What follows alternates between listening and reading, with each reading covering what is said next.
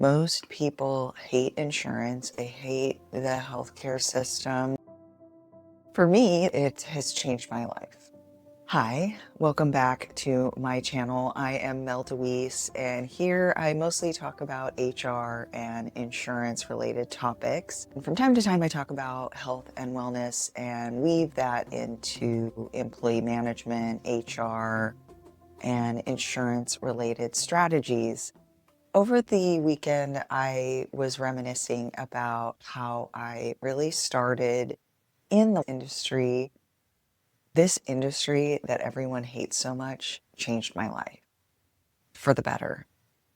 When I meet new people or when I talk about my job in general, not the most exciting topic in the entire world. Most people hate insurance.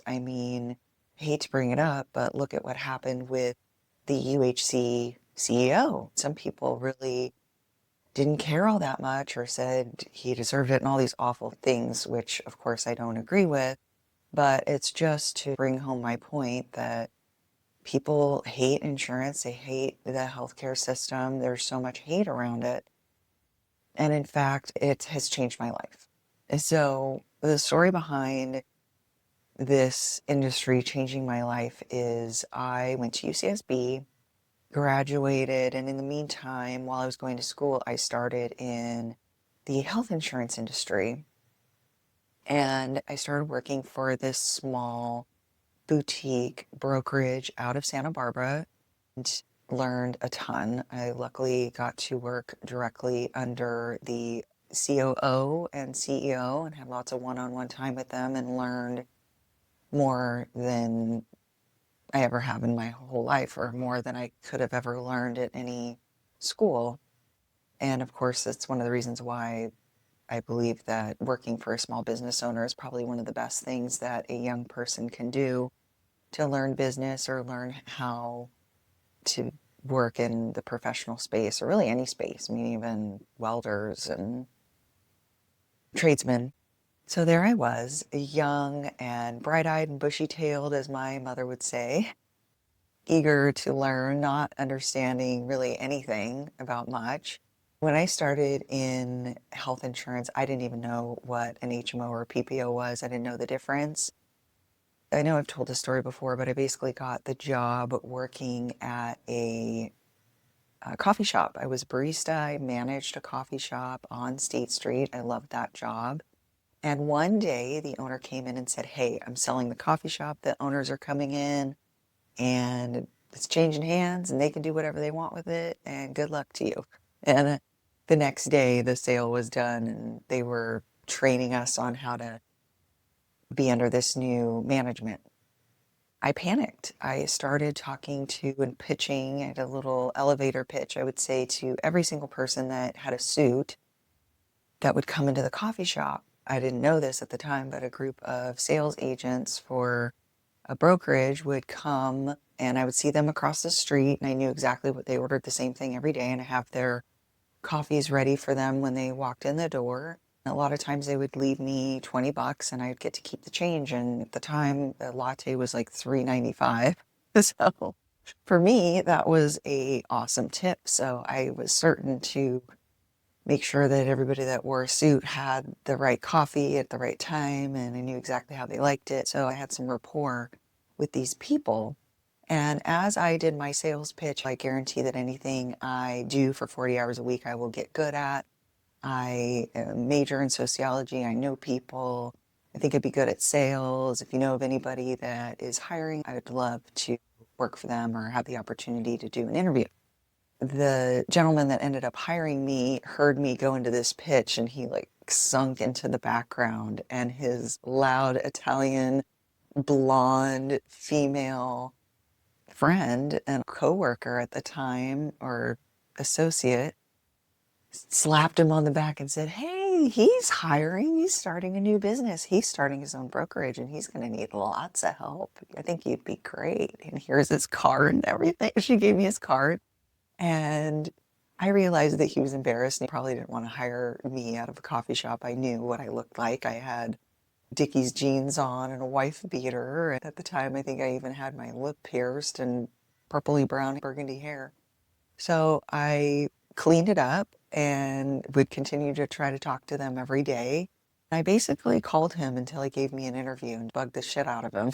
He was nice enough to pass me on to his COO that he hired as quickly as possible. He said, "You know what? You're great, but I'm not in charge of hiring.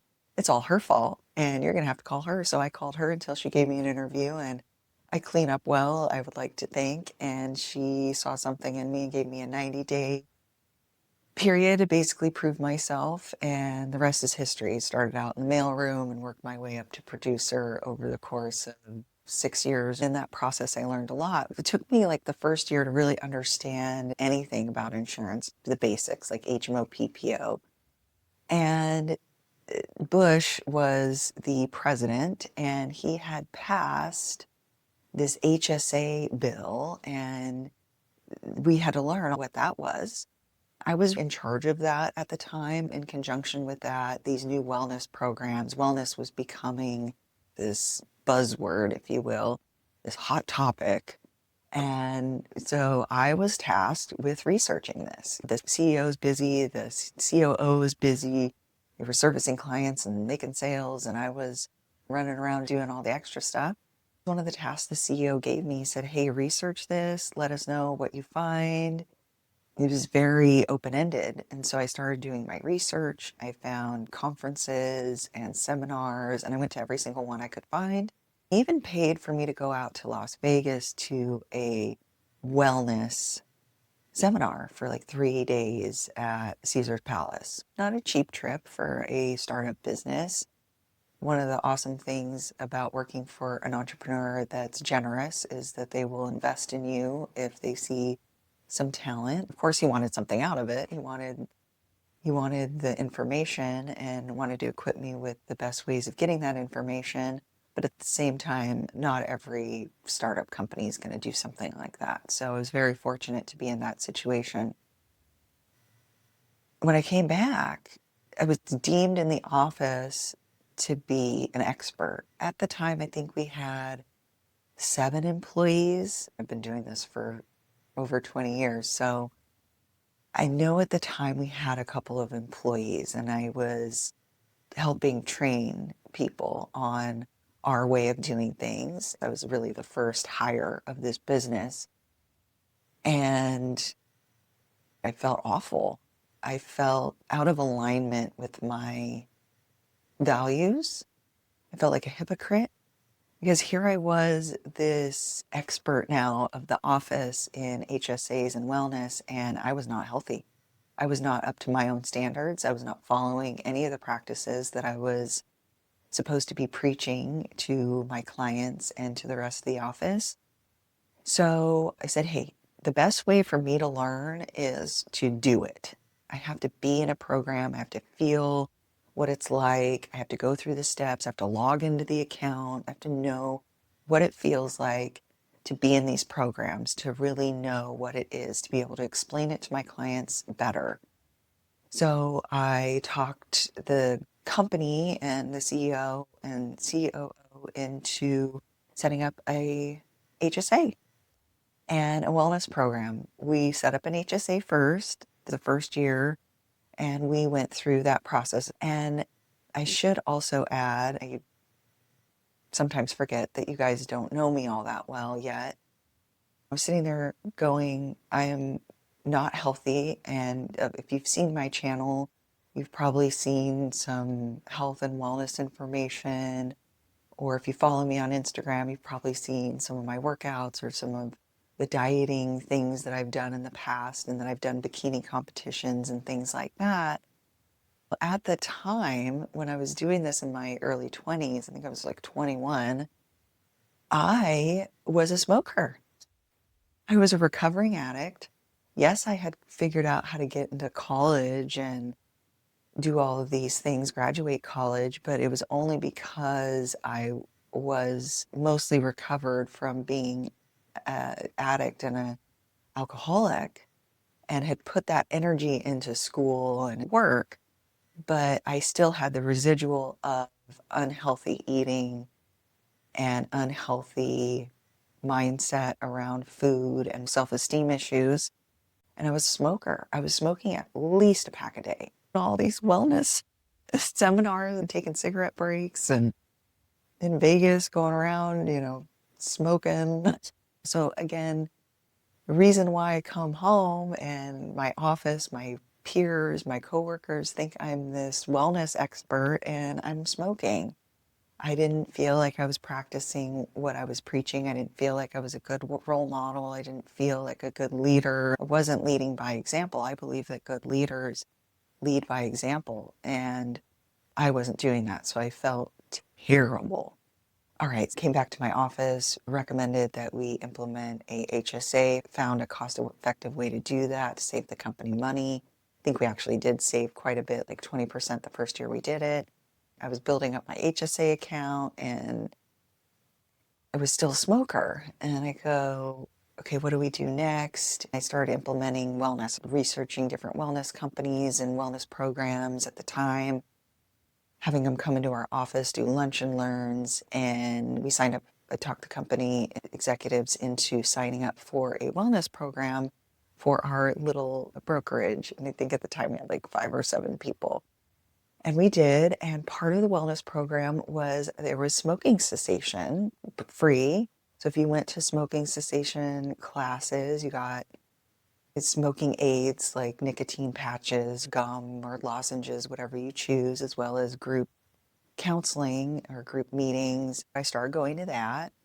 I didn't quit right away. It took me lots of practice. I called it practice quitting because when you say you're quitting, it feels like it's forever. And when you're addicted to something, saying that you're going to be gone forever to your best friend is hard. And at the time, I really leaned on cigarettes quite a bit, just like I did alcohol and drugs, and that had transferred over to nicotine and smoking and other things. So I had a hard time quitting. I said, I'm practicing quitting. And every day I would tell myself I'm practicing, and I would do behaviors to practice not smoking while doing those behaviors. For example, one behavior to practice is driving without smoking. When you get in the habit of driving and smoking, it's very stimulating. I found it to be quite fun. You have the windows down and blasting your music and beating around, driving like a maniac. Anyway, this is my younger self. And there were certain behaviors I was addicted to. Quitting was really hard for me, and it did take quite a few attempts. I had to try for many years. I don't think I actually quit until I was about 24 or 25. I never had an issue with my weight really before. I mean, I was always like every woman. I always wanted to lose a couple of pounds and researched every diet under the planet and tried every diet I knew of to try. And when I quit smoking, I started gaining weight. This wellness program that I had implemented for the company, and I thought, well, I should try this nutrition program. It's good for me to try it, to understand how it works. And, the smoking cessation eventually paid off after like 3 years of trying and failing. Trying is so hard. It's so hard. I empathize for anyone who is dealing with addiction, and I just want to tell you, you can do it. You try and try and try and keep practicing. So there I was, recovering addict, recovering alcoholic, quit smoking, feeling out of control of my body because now I'm eating candy and chewing gum, drinking soda because the straw helped me quit smoking. And I don't know why I didn't just drink water, but I drank a bunch of soda. And I switched to diet and I was still unhappy. I felt out of control of my weight and my body. So I started going to a nutrition program offered through my wellness program and my HSA. I signed up and we would do a check-in every week. The first task that the nutritionist gave me was to write down everything I ate that week and to keep track of it. In my next meeting, I uploaded the spreadsheet to our program and she was able to see what I had written down. And I was just so proud of myself. I thought I was doing such a great job. I was picking all the right things. Of course, I know what to eat. I know what's healthy. One of those was those green drinks, those green machines. And then I had a green machine And she goes, why did you do that? And I can't see her. I'm just hearing her voice. I said, well, because it's healthy. It's got green stuff in it. It's got like fruits and vegetables and it's good for you, right? She's like, why don't you just have a soda? It's about the same amount of sugar that's in it. I'm like, really? She's like, yeah, look at the label. So I pulled up the label online or something and I go, oh my gosh, it's so much sugar. She goes, yeah. It doesn't matter if your sugar is coming from juice or from whatever. She's like, you should just drink water. Try to drink water. And I said, oh my God. So that was one of my first big mind shifts in diet nutrition was with that woman. And of course, I didn't learn everything in that short, I think it was like a 6 or 8 week program, but it did set me down this path of going, wow, I don't know everything. I am wrong. I'm ignorant, or I have learned the wrong things. And it made me question everything I knew about nutrition and start over. Because again, I had a lot of hubris. I thought I knew more than I did. I had read a lot of books, like I said, I had read a lot about diet nutrition, but obviously it wasn't working for me. And not to say that those books were bad, but obviously it's best to find out what works for you or keep trying new things until you find what works for you. So that's how one of the most evil industries in the entire world changed my life for the better. I thought that was a fun story to share with y'all. If you want to learn more about HSAs or wellness programs or nutritional programs or smoking cessation programs for your employees, I do have a link down below. You can schedule a free consultation with me. And thank you for hanging out until the end. We will see you next time.